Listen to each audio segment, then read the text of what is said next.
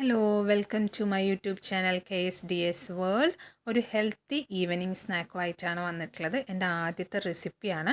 എന്തെങ്കിലും തെറ്റും കുറവൊക്കെ ഉണ്ടെങ്കിൽ ക്ഷമിക്കണേ. നമുക്ക് ഇൻഗ്രീഡിയൻസിലേക്ക് പോവാം. ആദ്യം ഞാൻ 2 ഗ്ലാസ് പച്ചരി നന്നായിട്ട് 5 മണിക്കൂറോളം കുതിർത്ത് കഴുകിയെടുത്ത് വെച്ചിരിക്കുന്നതാണ്. അതിൻ്റെ ഒപ്പം കുറച്ച് ജീരകം ഇട്ടിട്ടുണ്ട്. പിന്നെ ഇതിനാവശ്യമുള്ളത് തേങ്ങയാണ്. കുറച്ച് തേങ്ങ, ഒരു പിടി തേങ്ങ, ഒരു 10-12 ചെറിയ ഉള്ളി, 8-10 പച്ചമുളക്, കറിവേപ്പില. പച്ചമുളക് നിങ്ങളുടെ എരിവിനനുസരിച്ച് കൂട്ടുക കുറയ്ക്കുകയൊക്കെ ചെയ്യുക കേട്ടോ. പച്ചമുളക് ഇവിടെ നമ്മുടെ വീട്ടിലുണ്ടായതാണ്. ഇതൊക്കെ കൂടി അരച്ചെടുക്കുകയാണ് വേണ്ടത്.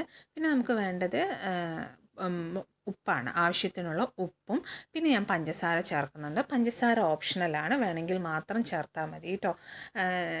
എന്നിട്ട് നമുക്ക് ഇതൊക്കെ കൂടി ഇട്ടിട്ട് കുറച്ച് വെള്ളത്തിൽ അരച്ചെടുക്കുകയാണ് വേണ്ടത്. അപ്പോൾ ഞാൻ ഒരു സ്പൂൺ പഞ്ചസാരയും 1 സ്പൂൺ ഉപ്പും ചേർക്കുകയാണ്. എന്നിട്ട് അരച്ചെടുത്തതിന് ശേഷം വേണമെങ്കിൽ നമുക്ക് കൂടുതൽ ചേർക്കാം. ഓക്കെ.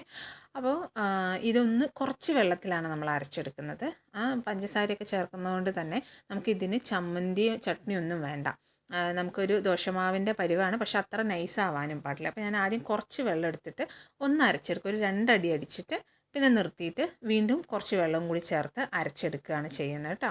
ഇതാണ്ടോ ഞാൻ നിർത്തി, പിന്നെ വീണ്ടും കുറച്ച് വെള്ളം കൂടി ചേർത്ത് ഇങ്ങനെ ഒരു 3/4 ഗ്ലാസ് വെള്ളം എടുത്ത് അരച്ചിട്ടുണ്ട്. തരിയായിട്ട്, നല്ല തരിയായിട്ടാണ് ഞാൻ അരച്ചെടുത്തിരിക്കുന്നത്.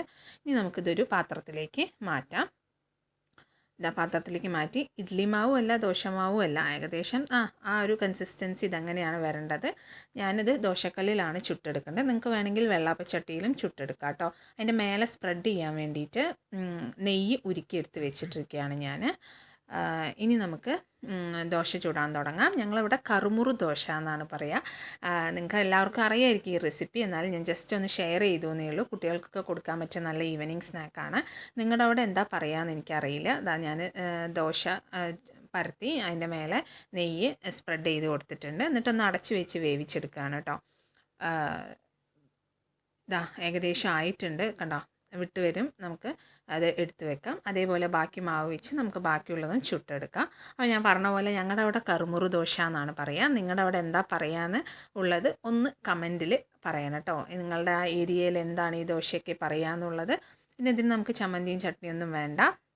നമുക്ക് നല്ല ചൂട് ചായയുടെ ഒപ്പം കഴിക്കാം. അപ്പം മോൻ വന്നിട്ടുണ്ട്, ആൾ ഫ്രഷായി റെഡിയായി ഇരിക്കുകയാണ് ചായയുടെ ഒപ്പം ഇത് കഴിക്കാൻ വേണ്ടിയിട്ട്. ഹസ്ബൻഡും വന്നിട്ടുണ്ട്.